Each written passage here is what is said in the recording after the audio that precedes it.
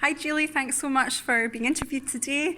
So you've been part of an assessment team this year. Thank you for doing that. What was the benefit to you of taking part in the assessment team, would you say? I think it's to consolidate the skills that you use within your own organisation. I've used EFQM for a number of years now, and having been on qualified assessor training a couple of times as well, you're able to bring those skills within a team and a different skill set to each team.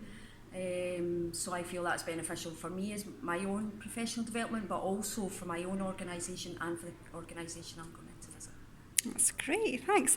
What was the benefit to your organisation? Having been on both sides, for many people in this room know me quite well. Quality is actually quite a small world. I've been an assessor a couple of times, but I've also been an organisation which has been assessed for Recognised for Excellence. So I would definitely recommend, if you're an organisation thinking of going for Recognised for Excellence, that you do the training and you actually become part of an assessment team. It makes it very real, it makes it very organic, as opposed to the model. So I highly recommend that, because you can take those skills back into your organisation, and it's especially good for when you're dealing with people in your organisation that aren't really all that familiar with the model. So what you learn as part of an assessment team is invaluable within your own organisation. That's fabulous. And what would you say you've taken from the training that you received into your assessment site visit? I really like the qualified assessor training. I have done basic assessor over the years and the old style of training for EFQM.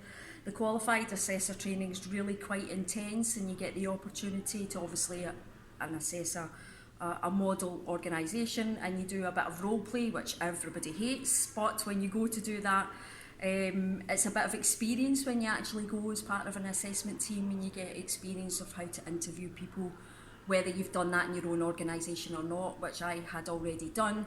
But the training is invaluable as well when you're getting into an organisation. That's great. And would you have any advice for providing value-adding feedback? I think being an assessor, there's a lot of preparation work. Obviously, you get the submission document from the organisation. It's also beneficial to do your own bit of research on the organisation before you go in. Their websites, their annual reports, these types of things, you take that in with you. It's important that you actually get the organisation and you know the organisation. That's why it's really good that an assessment team has got different skill sets, because somebody might not be familiar with that sector. So that's really imperative as well. And when you're doing the feedback, you need to spend an awful lot of time on that, so that the organisation themselves can actually see themselves in the feedback that you're providing. They can look at the statements that have been written and go, do you know what, that is us, that is where we're at. So that's what I would definitely recommend. Great. And your organisation has been through this similar process? It has.